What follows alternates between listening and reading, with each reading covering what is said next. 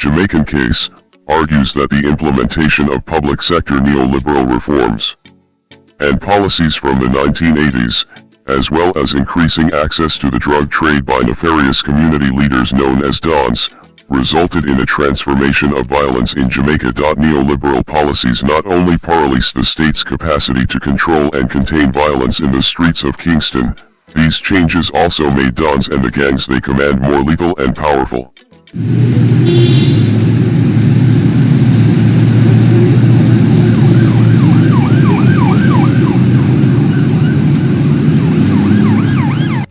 Good day, my wonderful people. It's me again, the great, one more great countryman. Remember to like, share and subscribe and click on another video. Now, this video is about gangs, guns, Jamaica, politics and neoliberalism. And the reason why I'm going to do this video to explain neoliberalism and Jamaica and the IMF and World Bank is because I did the video on the Stone Crusher and people were calling me right wing. They say me and Sir P is a right wing lip service. So I am going to do this video to explain neoliberalism and how it took effect in Jamaica. So I want you to stay with me and follow me and make me prove my point. Let's go. The 1980s is referred to as the lost decade, with the policies of privatization, liberalization, deregulation, and budget cuts leading to disastrous effects on the political economies of developing countries. Neoliberal reforms led to stagnation or decline in GDP growth, an increase in unemployment, a drop in wages, reductions in public expenditure on social services, and an aggravation of poverty. Many developing countries swerved from declining economic growth rates. GDP and per capita incomes fell by 6.6% and 16% from 1980 to 1988. Inspired by the neoliberal model, developing countries implemented structural adjustment programs, SAPs, policies fundamentally geared towards emphasizing the role of market as the main vehicle of growth, while simultaneously reducing the role governments had played in growth previously. In highlighting four central policy areas associated with SAPs: 1. Adjustments in foreign exchange. 2. Drastic cuts in government spending. 3. Economic restructuring through market deregulation, and 4. Trade liberalization and easing of rules regulating foreign investment. Benaria also emphasized the high social costs felt among all social groups within developing economies. However, none felt it as strongly as the urban poor. Okay, when I understand that this so, let me break it down for you. In the 80s, the government in Jamaica and other places, but me I deal with Jamaica, decided to move with a neoliberalism type of government. And when they did that, it took away all the protection we had as Jamaicans in terms of social services, economics, education, healthcare, infrastructure, everything. Now, neoliberalism was brought to Jamaica by the IMF. So, we borrowed money and then we had to uphold certain policies. Now, may I play another clip and come back in and talk to you. This created the perfect storm, particularly in Kingston's poor Garrison communities, for alternative models of economic survival. As we detail in this paper, organized criminality was able to flourish under the socio-economic and political mayhem unleashed by neoliberalism via SAPs. Employment rates were hard hit by SAPs implementation in Jamaica. In Kingston, Anderson examined the rates of employment from 1977 to 1989. formal employment fell from 60% to 53%, and for women it fell from 52% to 44%. She pointed out that government and public sector employment fell by 10 percentage points for both men and women during the same period, 1977 to 89. Jobs became scarce and the social protections of healthcare and pension plans diminished markedly for the urban working and even for the middle classes. According to Anderson, men found jobs largely on construction sites and women worked in the free zone industry. Free zones were essentially foreign-owned manufacturing plants where women worked under assembly line and sweatshop-like conditions. As jobs became increasingly difficult to enter in the formal economy, scores of Jamaicans became self-employed in the informal commercial industry as peddlers, referred to as higglers, of clothing, household wares, and food items in small shops or on the streets of Kingston, and/or as domestic workers, women, for more owned households in suburbs of Kingston. Boyd, and Clark, and Howard took note of the informalization impact that SAPS had on employment in Jamaica. In 1989 some gains were made in employment as unemployment fell to 11% for men and 22% for women. However, as Clark and Howard pointed out, labor force participation had a sharp decline, from 84 to 78% for men and from 71 to 64% for women between 1983 and 1989. According to Boyd, SAPS had a profound socio-economic impact on the poor in Jamaica between 1973 and 1985. He concludes that the removal of subsidies, increasing redundancies and unemployment, and the reduction in social and economic services. By the end of 1996, 66% privatization ventures had occurred and unemployment among the urban poor rose markedly in Kingston and other adjoining metro areas. Unemployment was a significant and recurrent theme among those interviewed. One interview respondent maintained that a lack of education and job creation were the two most critical problems Garrison residents face. Now, remember, back in the 80s, I don't know if some of them might be too young. But see, I got the come with that term, say, man, make money jingle in a people pocket. And people wanted to get more Americanized, and they wanted enough money and this and that and whatever lifestyle. Well, so we get it now. We get the drive-by shooting, which was invented in America. We get the scamming. We get everything, the murders, everything that America have, we emulate. And that's because of the neoliberal policy which them put upon us, the IMF. Now, I want to bear with me now, because I know that little clip they did kind of long, but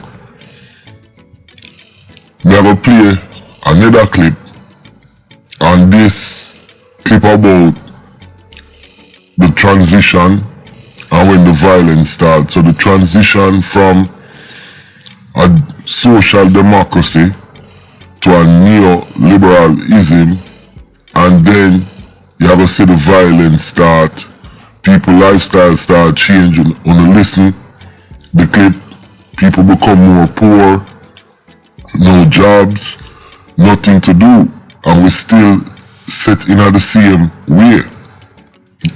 Okay, let's go. A transition was taking place as political peers began to engage in the transnational tracking of drugs and guns. The dyadic ties between political partisan patrons and Garrison clients. Political enforcers went through a transformation. The clients began to equip themselves with weapons and cash. Political enforcers became de facto patrons to their garrisons.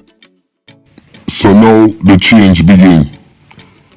The country lose all its benefits, all the subsidy, social, the health, the education. People turn eager, there's no jobs. And then the man them who was fighting the political war for the different party, cause remember now, the trade unionists became the two major political party, PNP and JLP. So now the man them who used to fight the war, them a transition with gun, drugs, and them start turn down. Remember when the man them used to fly out, now I'm got foreign, PNP are send where the PNP man them, and the JLP are send where the Labour right them. And I saw the chain start, people told Igla, and the world confusion start. There is nothing else, is there? Let's go. Neoliberalism and violent change. By the 1990s there was a noticeable depreciation in politically motivated violence in Kingston and its metro areas. Both the political parties were fearful of the return of political violence which had spiraled out of their control in 1980s. Non-governmental organizations such as the Electoral Advisory Committee, EAC, the Electoral Oath of Jamaica, EOJ, and Citizens Action for Free and Fair Elections, CAFE, demanded legislation that ensured free and fair elections. So here we are going there, so the politicians them get scared after 1980 election because the country was on the verge of a civil war. As a matter of fact, it was a civil war. So what them do, they fix that situation and transform the political violence into the garrison, and still had support in the garrison funding money and gun and drugs. Now the political youth them became dance, and there was the transition. Let's go. While civil reforms helped to minimize the potential for political violence and fraud, also helped to encourage the expansion of garrison violence to more lucrative market. Good governance initiatives did not sever the relationship between political parties and garrison, while, in between elections, dons used politically gained resources, state contracts to X-roads, clean gullies and verges, to invest in the buying of weapons and paying gang members. So this started with Norman Manley and Bustamante. Them had two unions, TUC and BITU. BITU is Labour right, TUC is PNP. They fought for independence, and once them get independence, the people them who used to be in the union and fight for them became political patronage. After we got independence, we decided to start getting money from the IMF and World Bank. The IMF and World Bank set a policy on Jamaica which is called SAP, Structural Adjustment Policy, SAP. And what that does, it eradicates all the social benefits of a country and focus more on the hard-earned currency, meaning that less doctor, less healthcare, less education, and it becomes a service economy where we bring in cheap labor, bring in goods from other countries and flood our market, and we devaluate our dollar. This was the policy. Now because of that, we had more garrisons, more ghetto, people became igla, more drugs, more gun. Now the people them who used to fight the political war became dons in the neighborhoods. So now the politician, they fix the election problem because of the civil war, but transfer it to the garrison. Now these dons, they manifest into gangs. And then what the system does, because of SAP, they focus more on investment and policing. So less services from government, but more policing. And then use the police and the army to control the people. They neglect the garrison because of the SAP. structural adjustment program. If you don't believe me, you can do your own research. And once we started that was a downturn for Jamaica, and a transition take place from less political killing to more murder, more crime, more instability for our country. Let's go. Gang-related violence. With the general decline in politically charged violence, a new wave of crime and insecurity evolved in Kingston's inner cities. This new crime wave, mid-1980s onwards, coincided with Jamaican state's market liberalization and state retreat in social welfare policies and programs. With the transshipment of cocaine between Colombia and Jamaica, violence was reconquered from partisan into gang-based battles over turf, drugs, and gun tracking. Now, when you hear that, and I have some in it, so I hope you understand the dynamics and what me I try bring across. If it wasn't for those policy, Jamaica would have been in a better position. We would have less poverty, more stability in terms of housing, transportation, education, healthcare, all the building blocks of a society. But what they did, they took all of that from the country and didn't put nothing in place, and then people had to scratch for themselves, and it turned into this: gangs, gun, drugs. It's like every man for themselves. We lost our nationalism.